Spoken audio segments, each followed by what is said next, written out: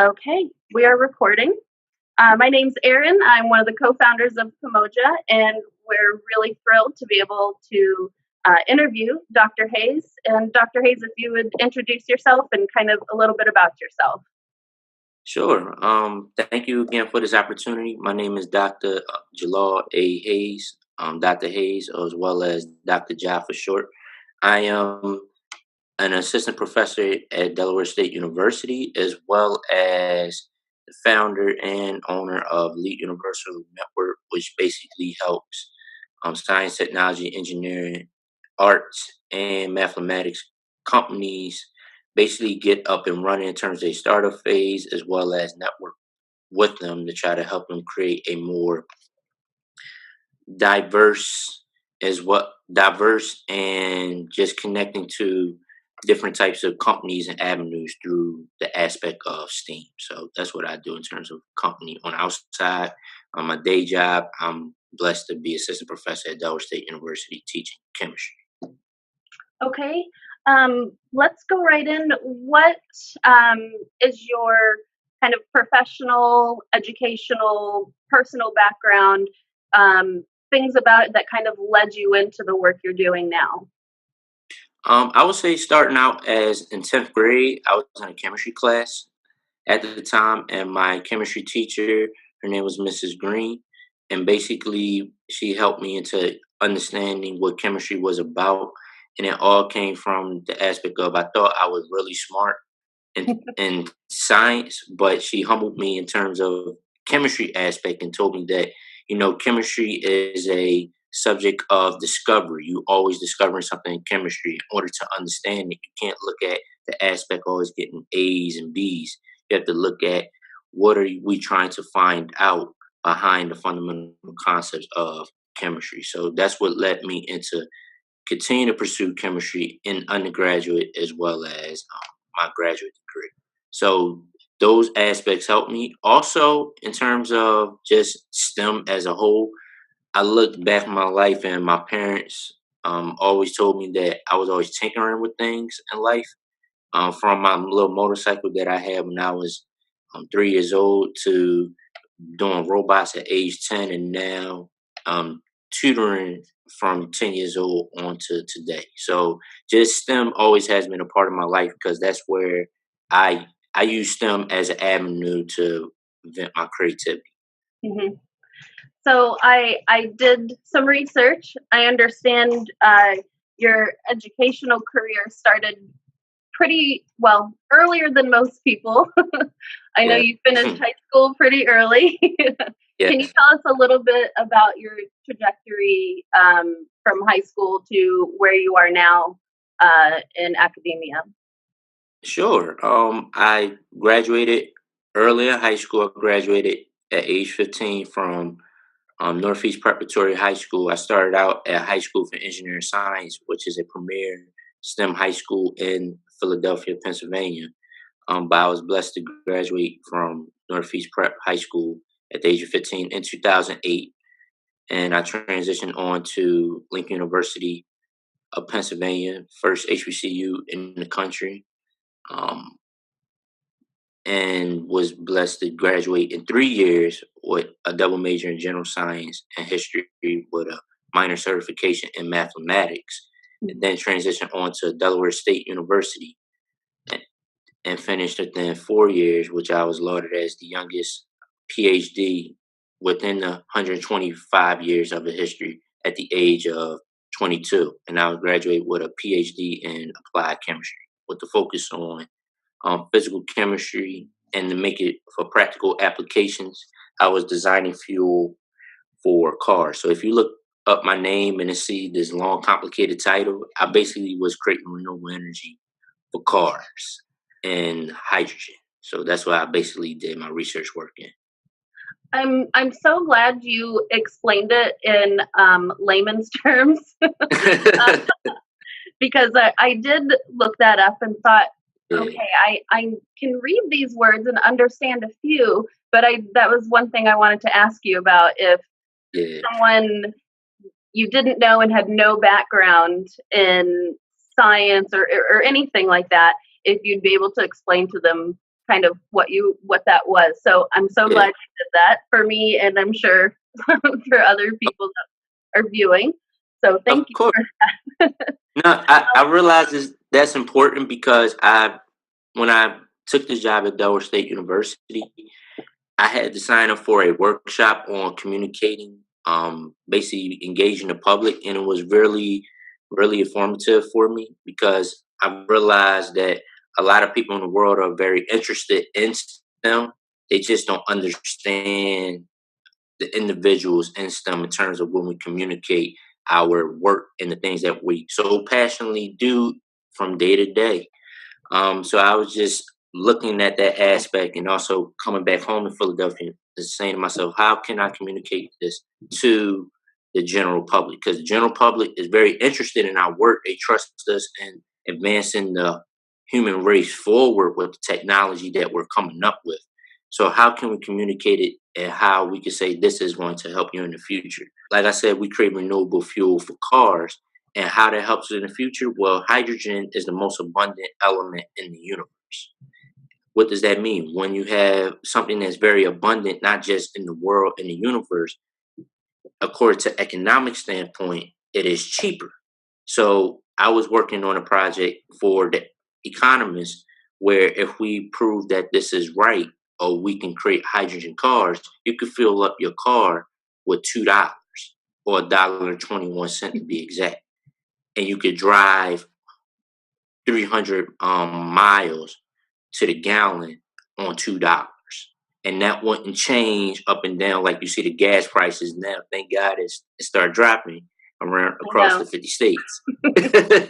But it won't fluctuate because hydrogen is so abundant. So it'll be constantly available for everybody to use based off. And with these storage materials, which I was designing, we'll be able to charge the hydrogen like you're filling up a car, as Hmm. well as release a hydrogen as you're driving a car at an efficient rate. So Hmm. that's basically what I was studying throughout my whole academic work. How Hmm. can people use the technology that we're designing and save money at the same time, and well as be environmentally sound? And I think that's a great way for people, or put it in terms people can understand the saving money thing. Um, We was gracious enough to get a patent which was awarded this year on March 28th of this year. So hopefully we want to take it a step further, mhm. and actually making our dream to a reality and putting in an automotive bill, or we could use it to try to heat up homes. So either way, we want to make use of this idea that we Well, I'll be looking forward to that. had. So you already kind of spoke about how you became interested in STEM in general in 10th grade from your great chemistry teacher. Um, what inspired you to work on the project you were just speaking of? What really propelled you to research and work on something like that? Was it just something you found really interesting and it turned into, I mean, more than that? Or did you already have an idea of this is something I want to figure out and let's do it? Well, I was always fascinated with energy.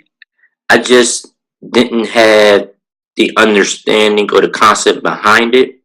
And it goes back to when I was 3 years old and I was tinkering with motorcycle that my grandfather bought me. So the whole concept behind just how things work and tinkering with things such as automobiles and things of that nature, I always had a fascination or I Mm-hmm. had a draw towards it. And when I heard about this work at Delaware State University and I met my professor, Dr. Andrew Gowdy, who's my mentor forever now, he showed me this is the work that we're doing and we doing this to try to help people drive environmentally sound cars, i.e. hydrogen cars. Mm-hmm. That was the main goal according to the U.S. Department of Energy. And hearing that work, I always wanted to invest in work that changes the world and make an impact on people's lives. I knew that I wasn't really interested in medicine. So it was either medicine or energy work. And so I figured, okay, I'm not really interested in medicine per se. I like the concept of medicine, but I'm not really interested in medicine or the healthcare system per se. So let me go to my other side, which is engineering and alternative energy. With that, choosing that as my focus, before I went to grad school, I was blessed to have go to NASA down in Greenbelt, Maryland, and and just get a further insight on why the climate, how energy, and how all these fossil fuels are changing the climate, and what can we do to try to create an environmentally sound world and environmentally sound is country, and on a local level, state, city, etc. And just getting that breadth of knowledge and taking it into grad school work, that made me want to really get into, okay, what can I do with this energy source to try to make it better? Not for me to say I've done science, but have an impact on people's lives in the long run. So that's what drove me and just made me fascinated. I always want to work on things that moves the human race forward, that changes the world in a great capacity. And I see the only way I can change the world is through my expertise in STEM and that particular work, science and chemical engineering. So that seems like a big inspiration, uh, I guess, in your life as to how can I make life better for everyone else Yeah. through the things I've learned, my knowledge, the work I do. That's kind of what we're about too. Is how can we inspire other people to then seek out careers or knowledge in STEM that maybe wouldn't typically be drawn to that. Now, Yeah. what do you think about kind of the people that are most underrepresented in STEM fields? What would you say to someone who said, "Well, I think this stuff is cool, but I don't see anyone like me doing this, and I don't know how to go into it or the first step to make." Well, it's funny that you asked that because after I graduated and I went back into my hometown, North in Philadelphia, I was blessed with the opportunity to teach at a school in South Philadelphia that had those type of challenges where they were surrounded they were surrounded in a community and environment that didn't promote um, underrepresented excellence or seeing people like themselves doing things other than what they saw in their environment. So that's why I went back to Philadelphia to try to give them that exposure because I realized me coming from the neighborhood I came from and coming back to a similar neighborhood to a group of vast majority underrepresented groups in the STEM workforce. I was telling them, I was showing them through my actions that I came from the same circumstances y'all came from, and look what I am doing now, and Mm-hmm. that you can do it too. The goal is, are you really interested or are you really driven to try to take this step? And I'll be willing to help you take that step through is either just having a conversation with you or through a lifelong mentorship because that's what happened to me. I Mm-hmm. was exposed at an early age on what it meant to be a doctor, on what it meant to be a scientist. But I realized my advantages help me get to the next level. And I just want to be that advantage to the underrepresented population. That's why I did everything the way I did it. I wasn't doing it for me. I was doing it with the mindset of, okay, now I have to go back into my community and give back to the people to the environment that produced me. Because if I don't do that, always will feel the void in my heart that I didn't do what I was supposed to do. Mm-hmm. And I'll always try to communicate a message to underrepresented groups that we are here. We are here. We're not going anywhere. You have visuals now, with the three ladies that graduated, that went to NASA and dominated a white male driven field called Hidden Figures. So it's Mhm. not even just underrepresented group in terms of skin color, nationality. You have women changing the game of STEM. So you have all these avenues that there are no excuses now that you cannot make it. When I started out in STEM, I was deficient. I wasn't very strong in math. I wasn't strong in reading. I wasn't strong in writing. However, over time, I told I told myself and the motivation from my parents and my mentors that I am going to continue to build on this subject, on this thing we call STEM now or STEAM now, because I saw it as my way of getting to my higher self and becoming more creative in what I want to do in life.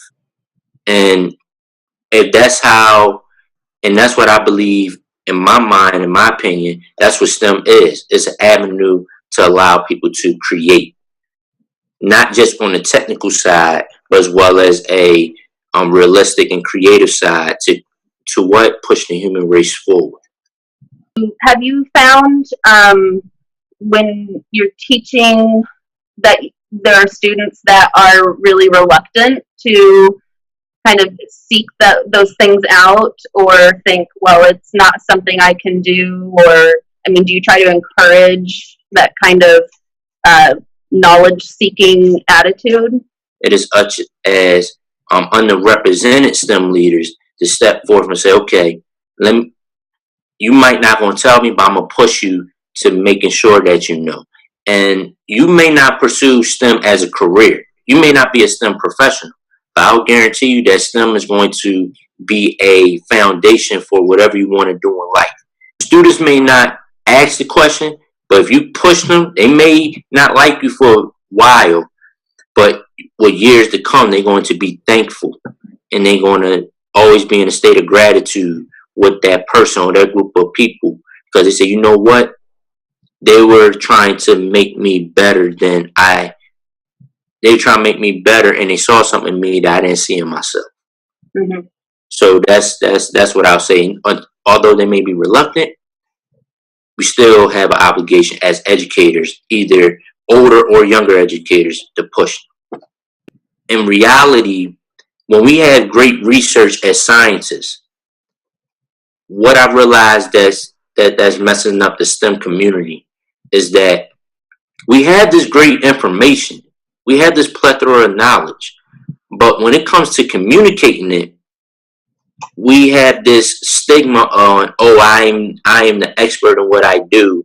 Let me Mm-hmm. tell you what I do, and we lose when we have the PR person, the public relations person, or we have another person from marketing trying to market us from the great work we're doing. It's hard because there's that communication gap of we talking all this jargon, but we can't put it in regular layman's terms on what we do to try Right. to attract more people into STEM. That's the biggest thing I would say is the communication. Like I said before, when I graduated, I went into education Mm-hmm. for 2 years, which a lot of my colleagues that I'm learning didn't understand that at some point. They're like, why are you in education? Because the trajectory is you get your PhD, you write lots of papers, and you then Right. go to get your postdoc, basically get more specialized in your field and do high quality research then. I chose to go into education because, first of all, my parents are educators, and two, I realized that I was losing touch with the masses, the people that I come in contact with on a daily basis. So coming back and doing education and diversifying or increasing my language outside of scientific jargon to now speaking regular and speaking mass communication, speaking to sociologists and all these variety of people, I realized that that will help me become a better scientist even more because now in 21st century education, we are required to collaborate, not just in our discipline, but outside our discipline. It's an inter collaboration, not intra collaboration.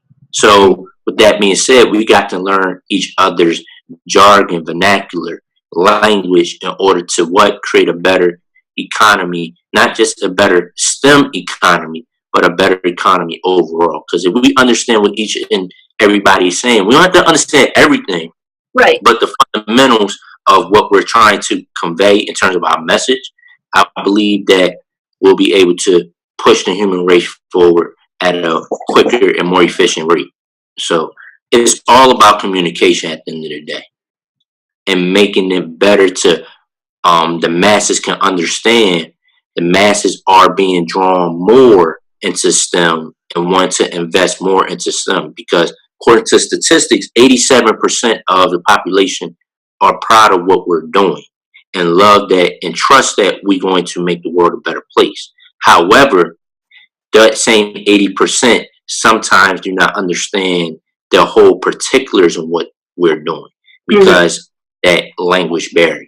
This whole concept of communication is very, very, very important when it Mm-hmm. comes to STEM and building STEM initiatives. So it seems like eventually we could get to that point where everyone can be much more familiar with the Yep. work you and your colleagues do. And of course, it won't happen overnight, but I think, like you said, educating them young about, for example, the slime thing. I know that's really popular right now, about the way chemicals work together. And they're little kids and they may not even realize it, but they're learning something about chemistry or why things work the way that they do. So, Mm. like you mentioned, the edutainment, I think that's a really important factor in getting younger kids kind of interested, and then who knows where they can go from there with it. Get them interested in different things that could take them on to a STEM career or Yeah. being interested in Well, STEM and how things work. yeah, because we had it. I remember I had it when I was growing up. We had the Magic School Bus. Mm-hmm. Yep. So, so that was my edutainment. Yeah. And I realize now we want to push this initiative, but we had initiatives like that when we were coming through. It's just I think we need to revisit the models that we already had and Mm-hmm. just hash them out because we, like I said, I had the Magic School Bus, which kept me entertained when I was home. Mm-hmm. So although I was learning science at home, I mean at school, I come home, I had Magic School Bus, which taught in a totally different way. And So you are teaching right now, but what are some of your long-term goals? Do you see yourself continuing in education, or are you more interested in branching out and doing something different, or what's your trajectory, do you think? for my long term goals, I do see myself. I'll always be educating. I've been that's just a part of me. I'll always be educating, but I'll see myself educating on a bigger platform as well as continue my career as a research scientist. Mm-hmm. Also, in a try to bring some things into commercial application because, like I said before, I don't like working on things that do not make an impact in people's lives. And by meaning that, I want to take them not just from the research phase, but to the patent phase and the commercialization phase to where people see, wow, this is what he's been working on, and I see how it's affecting me. And that's why I do research, and that's why I love research. And I know it's not immediate gratification, but over time, it's going to make a bigger impact on people's lives. And that's what brings joy to my heart. So I see myself being of course, an inventor, but expanding more on the inventor side. I'm being entrepreneurial with the inventions that I have, as well as always give back to the community. That's why I did the education for 2 years because Mm-hmm. I see myself out of the whole doing things economically, inventively, and all that. Come back into the neighborhoods and just teaching, have them explore some things Mm-hmm. that not only I've done, but some things that are fun to them to try to say, wow, I know a person that even though he's doing all these things out here, he hasn't forgot about me. And Right. that's the person I want to be. So I always want to be a role model, like an Elon Musk, but an Elon Musk that goes back into the community Yeah. and get. So that's how I see myself. Hopefully long term. Right. Is there anything you'd like to end with? We're about finished. Thank you so much.